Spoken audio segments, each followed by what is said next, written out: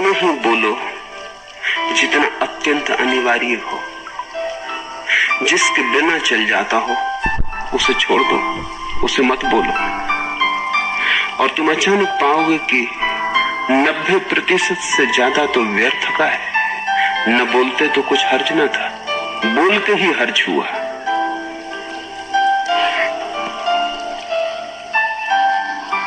बड़े विचारक पैस्कल ने कहा है कि दुनिया की 90% मुसीबतें कम हो जाएं अगर लोग थोड़े चुप रहें। झगड़े फसाद कम हो जाएं, उपद्रव कम हो जाएं, अदालतें कम हो जाएं अगर लोग थोड़े चुप रहें। जमीन का बहुत सा उपद्रव बोलने के कारण, बोले कि फंसे, बोलने से एक सिलसिला शुरू होता है।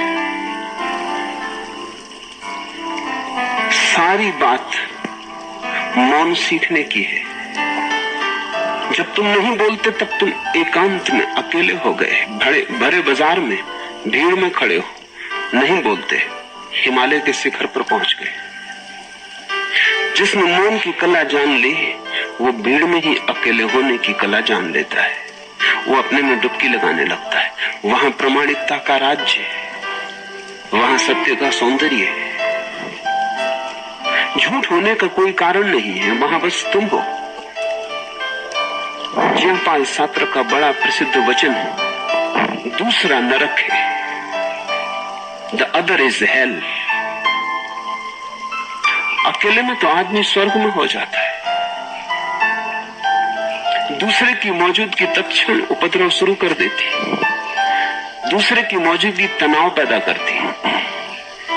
तुम बेचैन हो जाते हो, तुम केंद्र से डिग जाते हो, भीतर सब हलन चलन शुरू हो जाता है। स्वाभाविक है कि बोलते ही लगे कि बेईमानी हो गई।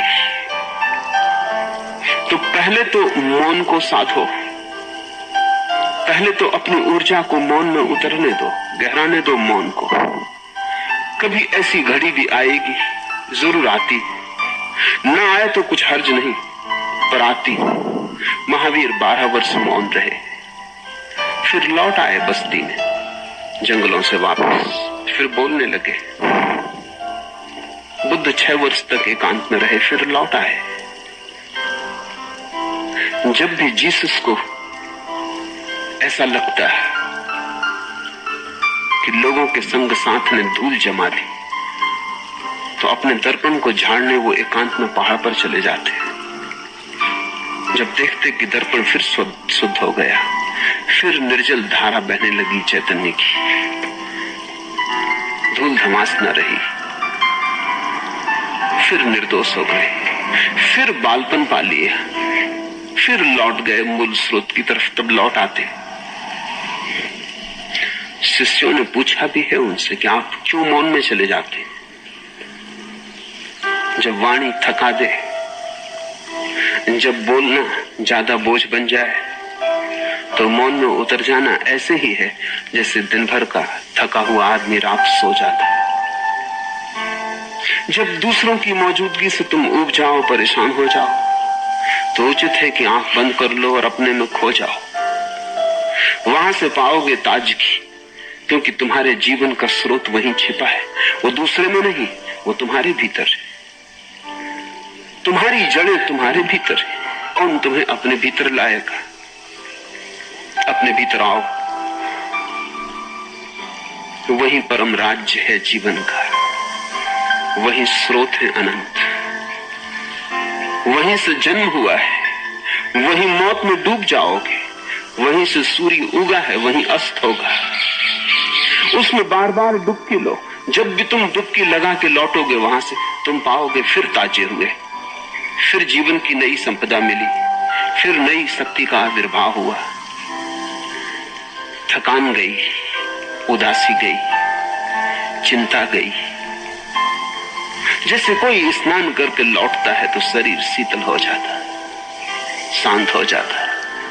ऐसे ही जब कोई भीतर से होकर वापस आता है, मौन में स्नान करके लौटता है, तो समस्त अस्तित्व, समस्त व्यक्तित्व शांत और मौन हो जाता है, आनंदित हो जाता है। तुमने फिर से रस पा लिया, वृक्ष को फिर पानी मिल गया, जड़ों को फिर भूमि मिल गई, सब फिर हरा हो गया, फिर से आ गया बसंत। गहरी नींद से यही तो लाभ होता है। दुनिया के सभी चिकित्सा शास्त्र कहते हैं अगर कोई बीमार हो तो इलाज के पहले, किसी भी इलाज के पहले बड़े से बड़ा इलाज है कि उसे नींद आ जाए।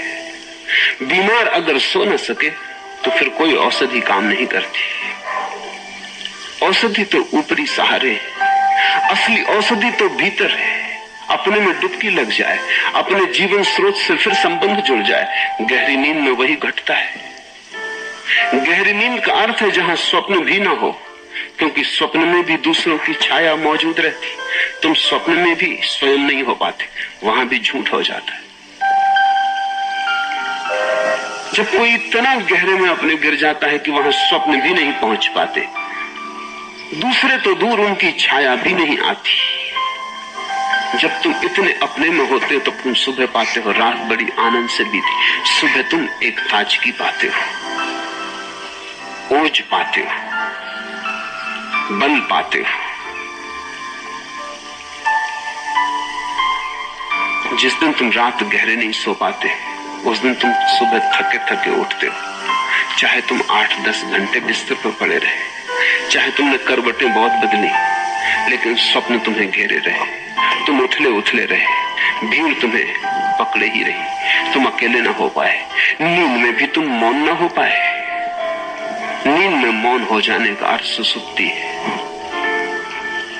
जैसे गहरी नींद तुम्हें ताजा कर जाती, उससे भी ताजा तुम्हें मौन करेगा, क्योंकि गहरी नींद में तुम बेहोश होते हो। मौन में तुम गहरी नींद में होगे और होश में होगे। पतंजलि ने समाधि की यही परिभाषा की। समाधि का अर्थ है सुसुप्ति धन होश। होश भी हो और सुसुप्ति जैसी प्रगाढ़ शांत दशा हो जहां तरंग भी नहीं उठती। डूबो मौन में, तुम अनिर्वचनीय रस वहां से पाओगे। यद्यपि जैसे जैसे तुम मौन में ठहरने लगोगे, वैसे वैसे तुम ये भी पाओगे अब तुम जो थोड़ा बहुत बोलते हो उसमें सत्य आने लगा। क्योंकि जिसने अपना रस जाना वो दूसरे के मंतव्यों की चिंता छोड़ने लगता है। अब असली बात अपने रस की रह जाती है। अब दूसरे से क्या प्रयोजन। जिसको अपने सौंदर्य का भरोसा आ गया, अब वो इसकी फिक्र नहीं करता कि लोग उसे सुंदर कहते हैं या नहीं कहते। सारी दुनिया उसे असुंदर कहे, भेद नहीं पड़ेगा, उसे अपने सौंदर्य की मस्ती आ गई। जिससे अपने भीतर का सत्य पता चलने लगा, अब वो इसकी चिंता नहीं करता कि लोग उसे सच्चा मानते हैं या नहीं मानते हैं। अब लोगों की बात का कोई मूल्य नहीं।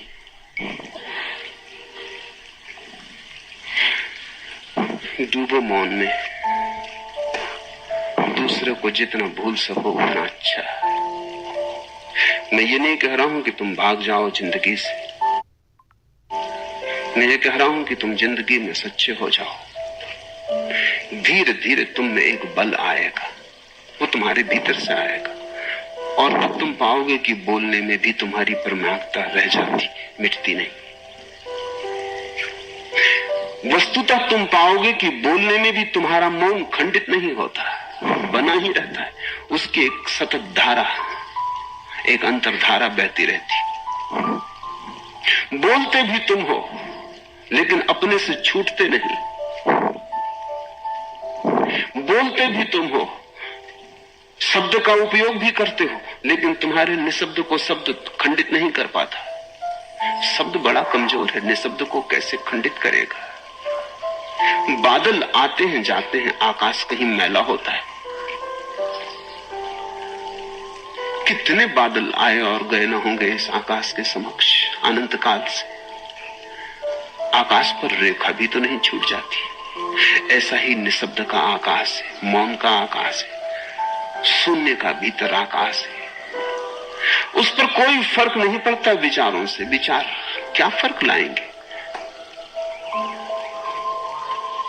रेखा भी नहीं खींचती। लेकिन उसका तुम्हें पता हो तब एक बार मौन में स्थिर हो जाओ, फिर तुम्हारी वाणी में भी एक सुगंध आ जाएगी। एक बार मौन में उतर जाओ, फिर तुम्हारी वाणी भी नई गहराइयां ले लेगी। फिर तुम्हारी वाणी में भी एक विशालता आ जाएगी। तुम बोलोगे भी तो दूसरे पर ध्यान रखकर न बोलोगे, तुम बोलोगे अपने भीतर की आवाज से।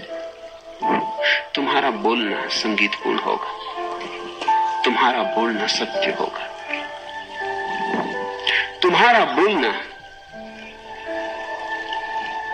तुम्हारे पूरे व्यक्तित्व की सुगंध से ओतप्रोत होगा। तुम बोलोगे तो दूसरों पर भी शीतलता छा जाएगी। तुम बोलोगे भी तो दूसरों पर तुम्हारे निशब्द की धुन बजने लगेगी। तुम्हारा मौन उन्हें छुएगा। इस देश में हमने ये नियम समझा था कि केवल वही बोले जिसने मौन के तल छू लिए हों, बाकी चुप रहे। इसलिए बुद्ध बोलते हैं ठीक। बुद्ध का बोलना सार्थक। अभी बड़े मजे की बात है, ये बड़ा विरोधाभास है। जिसने न बोलना सीख लिया वही बोलने का हकदार है। जिसने चुप होना जाना वही पात्र है कि अगर बोले तो सौभाग्य। जिसने चुप होना सीख लिया उसको चुप हमने नहीं रहने दिया। कहते हैं बुद्ध को जब ज्ञान हुआ तो वो 7 दिन चुप रह गए। चुप्पी इतनी मधुर थी, ऐसी रसपूर्ण थी, ऐसा रोआ रोआ उसमें नहाया सरोवर था। बोलने की इच्छा ही न जगी, बोलने का भाव ही पैदा न हुआ। कहते हैं देवलोक थरथराने लगा। कहानी बड़ी मधुर है। अगर कहीं देवलोक होगा तो जरूर थरथराया होगा। कहते हैं ब्रह्मा स्वयं घबरा गया। आवाज बुद्ध को देनी ही पड़ेगी, बुद्ध को राजी करना ही पड़ेगा। जो भी मौन का मालिक हो गया उसे बोलने के लिए मजबूर करना ही पड़ेगा। कहते हैं ब्रह्मा सभी देवताओं के साथ बुद्ध के सामने मौजूद हुआ। वो उनके चरणों में झुके। बुद्धत्व के चरणों में ब्रह्मा झुका और उसने कहा कि आप बोले। आप न बोलेंगे तो महादुर्घटना हो जाएगी। और एक बार ये सिलसिला हो गया तो आप परंपरा बिगाड़ देंगे। बुद्ध सदा बोलते रहे। उन्हें बोलना ही चाहिए। जो न बोलने की क्षमता को पा गए हैं उनके बोलने में कुछ अंधों को मिल सकता है, अंधेरे में भटकनों को मिल सकता है। आप चुप न हो, आप बोले। किसी तरह बमुश्किल राजी किया। कहानी का अर्थ इतना ही है कि जब तुम मौन हो जाते हो तो अस्तित्व भी प्रार्थना करता है कि बोलो। वृक्ष और पत्थर पहाड़ भी प्रार्थना करते हैं कि बोलो। करुणा को जगाते हैं तुम्हारी कि बोलो। तुम जहां पहुंच गए हो वहां और भी बहुत पहुंचना चाहते। उन्हें रास्ते का कोई भी पता नहीं, उन्हें मार्ग का कोई भी पता नहीं। अंधेरे में टटोलते हैं, उन पे करुणा करो, बोलो। तुम भी कल उनके साथ थे, इतने जल्दी भूल मत जाओ, विस्मरण मत करो, पीछे लौट कर देखो। साधारण आदमी वासना से बोलता है, बुद्ध पुरुष करुणा से बोलते हैं। साधारण आदमी इसलिए बोलता है कि बोलने से शायद कुछ मिल जाए, बुद्ध पुरुष इसलिए बोलते हैं कि शायद बोलने से कुछ बट जाए। बुद्ध पुरुष इसलिए बोलते हैं कि तुम भी साझीदार हो जाओ उनके परम अनुभव में। पर पहले शर्त पूरी करनी पड़ती है मौन हो जाने की, शून्य हो जाने की। जब ध्यान बोलता है, जब ध्यान की वीणा पर संगीत उठता है, जब मौन मुखर होता है, तब शास्त्र निर्मित होते। जिनको हमने शास्त्र कहा है वे ऐसे लोगों की वाणी है जो वाणी के पार चले गए थे। और जब भी कभी कोई वाणी के पार गया उसकी वाणी शास्त्र हो जाती है, आप्त हो जाती है। उससे वेदों का पुनः जन्म होने लगता है। तो पहले तो मौन को साधो, मौन में उतरो, फिर जल्दी ही वो घड़ी भी आएगी, वो मकाम भी आएगा जहां तुम्हारे शून्य से वाणी उठेगी। तब उसमें प्रामाणिकता होगी, सत्य होगा। इसलिए ब्रह्मा आए या नहीं, इससे कोई फर्क नहीं पड़ता। ये कहानी है। बुद्ध को बोलना ही पड़ेगा, जब फूल खिलता है सुगंध को बिखरना ही पड़ेगा। जब दिया जलता है तो किरणें बरसेंगी ही चारों तरफ। कोई ब्रह्मा की जरूरत नहीं कि दिए से प्रार्थना करे। कहानी तो प्रतीक है, मधुर प्रतीक है। पहले मौन, फिर वाणी में सत्य का अवतरण। सुबह जैसे ही तुम चुप होते हो, तुम इतने बलशाली होने लगते हो कि समाज की निर्भरता तुम छोड़ने लगते हो, और तुम्हारे जीवन में एक मस्ती आती जो केवल दीवानों के जीवन में होती। तुम्हारे चेहरे पर एक नई रौनक आ जाती, तुम्हारी आंखें किसी और ही ओस से भर जाती, तुम्हारे पैर चलते हैं, जमीन पर पड़ते नहीं।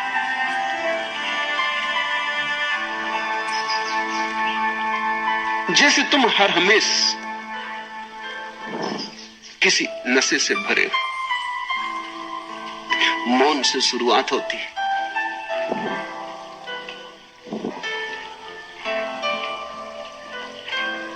उस शुरुआत में डर लगेगा, भय लगेगा, भाग जाने का मन होगा, लौट लौट के लोगों से बात करने का मन होगा, किसी तरह अपने को उलझा लेने का मन होगा, क्योंकि भय लगेगा ये भीतर कहां मैं जा रहा हूं। क्योंकि जो तुम्हारी गहराई है भीतर, वो तुमसे भी गहरी है, वो तुमसे पार है। उस गहराई में उतरते वक्त मौत रास्ते में पड़ेगी, ऐसा लगेगा कि मरे गए। ध्यान में मृत्यु घटती है। ध्यान सूली है, लेकिन सूली के बिना सिंहासन नहीं। ध्यान में जो मरता है वही परमात्मा में जगता है। संसार से तो तुम मृतवत हो जाते हो और परमात्मा तुम में जीवंत हो जाता है। मरने की तैयारी रखना, क्योंकि वही साधना है, और मरकर ही मिलता है महाजीवन। सुबह घड़ी, घबराना मत, संभालना इस घड़ी को, टूट ना जाए, फूट ना जाए, बिखर ना जाए। बड़े सौभाग्य से आती, बड़े मुश्किल से आती। सैकड़ों कोशिश करते हैं, किसी एकाध को आती। धन्य भागी मानना अपने को, और परमात्मा के प्रति अनुग्रह का भाव रखना कि इतनी समझ दी है कि द्वार खुलने लगा, बहुत कुछ और होगा। ज्यादा से ज्यादा चुप रहना उचित है। पहली कला चुप होने की सीखनी पड़ेगी।